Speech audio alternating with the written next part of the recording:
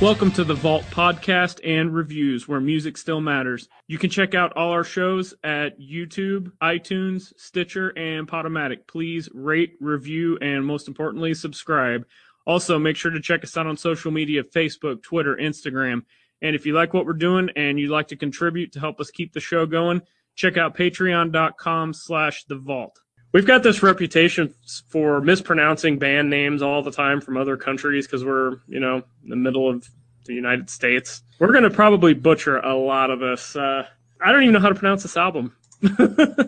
My guess would be like Noita. I can at least pronounce the band, Korpiklaani. Yes, the Forest Clan. Yes. Yeah, most of this stuff is at Finnish. Yes. Okay, I thought that was the correct thing there, but sometimes I hate when we mispronounce bands' names and stuff. Like I feel like I'm disrespecting them sometimes. Right. Well, the sad thing is, and I don't want to toot my own horn at all, but I've literally studied basically 4 different languages at this point in my life. You would think I would be better at this, but I'm not. My languages has only come from music. So. Oh, there you go. This is a 2015 release, and thanks to Wikipedia, I found some rough English translations for some of these titles. Sweet. We are going to be referring to most of these, all that we can, in English. So, well, I don't have that, so I'll stumble along through the Finnish as necessary. Brent, I know this is a band that you're not really a diehard fan of them. I just know you brought them to me years ago saying, hey, check these guys out. Where does your fandom rank as far as these guys go? I don't, honestly, it's a very hard question to answer, believe it or not. I discovered everybody will know, I say everybody, most people will have heard some of their alcohol songs. Like they've got like Wooden Pints and Vodka and Tequila, Beer. And to be fair, Beer was where I first heard them. So read into that as you will. But that was my first experience with Korpiklaani. I was looking up all sorts of weird, kind of, I guess I was going like pagan metal type stuff, like the Eluvite and some of these other bands and Insiphirum and all that. And somehow this Korpiklaani came up with the song Beer. And it's like, well, hey, I like beer. I listened to it, and it's absolutely just amazingly fun music for the most part. So I don't know. I'm not like diehard. Like I don't want to sit there and get their name tattooed across like my chest or anything. But I honestly, they're fun. They're one of like whenever I listen to their album, it's almost impossible for me to not feel good. So it's somewhere between like I'm not diehard, but I'm also not like just your average kind of they're cool. I'll check them out on the radio type fan. I've got a copy of most of their albums, going all the way back from Voice of Wilderness, which was 2005. And they've had, I don't know, a few others since then. I guess this genre, though, you're just a big fan of it in general, correct? Oh, yeah. I absolutely love it. Absolutely love it. This is honestly, it started out as one of my guilty pleasures, and then it was like, what the hell am I guilty about? This stuff's just rocks, And if you've never heard Korpiklaani, that's kind of like it's not even really like a heavy metal, but it's almost like a metalized version of what is it, like Hoompa music, I think is what it's called. Like the rhythm and everything behind it. It's kind of traditional folk is what it is. And then they've just added some different stuff to it. And it's a lot of fun, but it's kind of an acquired taste. So, yeah, I think for me, a lot of times I say this genre, I'm kind of lumping a lot of bands into this. Like these guys, Ailstorm comes to mind. There's some others there's probably like 5 or 10 others that I know of, but I just can't think of their names right now for whatever reason. A lot of times they just will come across as too gimmicky to me. Right. Like, hey, let's try and dress up in these folk outfits and play these original instruments from our country, and there's a lot of different countries that fit into this genre. Right. But sometimes it's too gimmicky and sometimes it's too like happy. They're trying to be heavy, but they're trying to be happy, and it's just kind of weird. But I can tell you this album was one of the better ones I've heard from them. Actually, there's a lot of really good stuff. I'm just going to go track by track because there's not... All right, 11 tracks. Vineyard Man is the first English translation. We're going with the English translations. Nice use of accordion. Oh, A lot of the accordion and the violin, not a fiddle from where we're from. Right. But the violin and the accordion are really, to my understanding, the only two kind of quote folk instruments that this band uses on this album. Hurdy-gurdy. I believe they actually have a hurdy-gurdy on a couple as well. They must have not used it very much. They may not I just have. Didn't notice it. I know they use it on a lot in the past. So it may be just kind of because it's kind of nicely blended for the most part too. So yeah, and that's what I was getting ready to get to. Is violin's definitely heavy. So it's nothing in here feels gimmicky. Like even a lot of the song structures, they don't have that that tempo you were just talking about. Yeah. They have that a little bit, but then there's some more that just sound like straight rock songs or straight metal songs. But they still do a really good job of blending in the accordion and the violin. In fact, some of my favorite parts on this album, if I can find them in my notes here, are actually the accordion and violin. So, I mean, I'm not being some like, I'm not prejudiced against these instruments because there's times on the album where they're the best thing on it. So, I know you're a lyric guy and this is Finnish, but what do you think of the singer? I absolutely love his voice. I really do. It doesn't work at all on some songs. Like some songs, it's because it's clean, but it's almost like a forced gravelly sound, which is kind of strange. And I don't know really how to explain it. I can kind of picture him as you remember the Lollipop Kids on Wizard of Oz, how they sing out of the side of their mouth. If it was like an old man or a grown man that was trying to sing, and they had the low voice they were singing, that's kind of how it sounds to me. I guess that's a very imaginative take on it, but yeah, that's actually not really inaccurate either. But no, to me, it's one of the more unique voices you'll hear, especially in this type of music. Like you said, they tend to. There's a big difference between, like you said, between over gimmicky and being kind of respectful to the folk and where you're from and stuff like that. And I think they borderline very, very well. Some of the alcohol songs, which I don't know that there's any on here because then again, I didn't bother with English translations except on a couple songs. So I don't know, but the alcoholic song, I say alcoholic songs like they're a bunch of just worthless drunkards, but some of those, like the song like Let's Drink and some of that, those are the more gimmicky type stuff. And like this album, one thing I really enjoy is like the whole album, the actual name of it, the Noita, stands for like kind of witch, like witch doctor or shaman, medicine man or something like that. And if you start getting into their lyrics and the translations and stuff, that features very, very heavily. And it seemed to be a band that has a lot of like, I think Forest Clan, that's what their name translates into. So, I think that's part of why. So lyrically, I enjoy it. I've said this 100 times on the podcast and stuff. I am a Christian guy, but I've always had a feel for kind of like a pulling towards like some of the, I guess, more naturalistic things. And that's, I think, part of why I enjoy these guys as much as I do. Another thing I'll touch on is this isn't a different language. And I think a lot of people, regardless of genre, have a hard time listening to something they can't understand. Yeah. And, I think probably the first group that I ever heard of that was in a different language was In Extremo, and I believe it's in German. I'm not sure on that, but I think that's right. And I think I was in junior high when I first discovered those guys. And at that point, it's when I learned to like the sound of other languages. And, so I've listened to all kinds of genres of music from all different countries, and I don't care that I can't understand it because a lot of times it still sounds good. And I agree with everything you said as far as the singing, the forced gravel.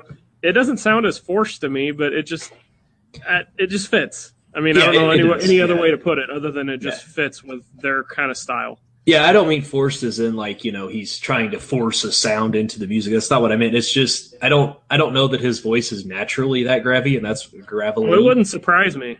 That's actually true. You just walk up to him in the middle of the road and he like, can you tell me how to get here? And he like talks like he sings. Right. Yeah, that's actually frightening. Out of the side of his mouth like the Lollipop Kids. Right. That's beautiful. You were talking about the translation of Noita being witch doctor or witch whatever.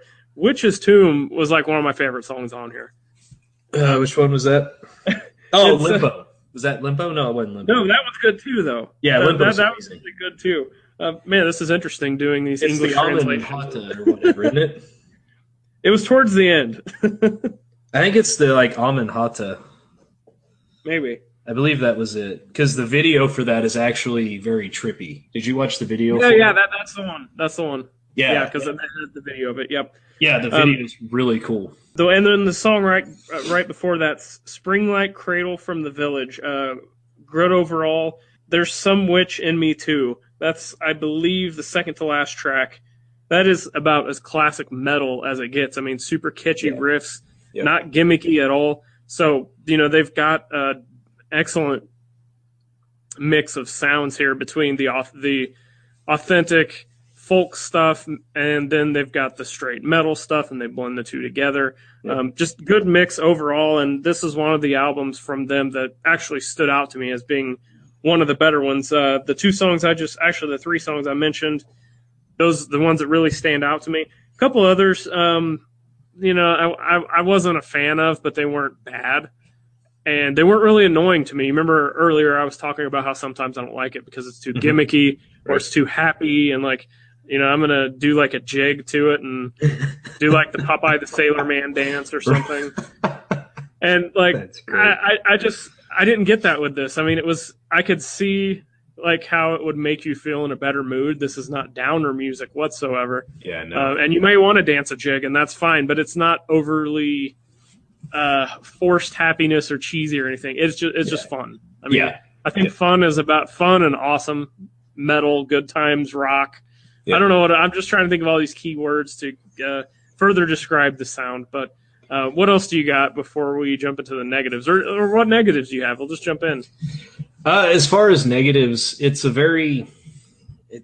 weird. The first time I listened to a couple of the songs, I really did not like them. And actually, one of the songs that's ended up becoming one of my favorites is Limpo. And the first time I heard it, I didn't like it. It was very slow compared to what I was used to with Korpiklaani. It seemed kind of rather, drug out and all that. But I've come to where I actually really appreciate that song. It's actually one of my favorites. But it's very, I don't know, it's a weird album to get into. And I don't really know how else to explain it. If you haven't been a fan or, know the band, I don't know how to really describe it. I know that doesn't make any sense at all, but that's one of my big, big negatives. Just to jump on Limpo there for a minute, I thought the vocals covered quite a bit of ground in that. Yeah. The violin solo and accordion, once again, fantastic. That's kind of a running theme with me in this album, is how awesome the accordion and violin is. Yep. But I think this album may be one to jump into if you've never heard of the band before.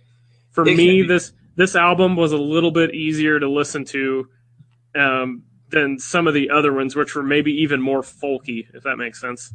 Oh, yeah, a lot of them are. Manala, which was their last album, I believe. I'm looking real quick. I believe that was their last album. Had a song on there called, I believe it was Rota or something like that. Yeah.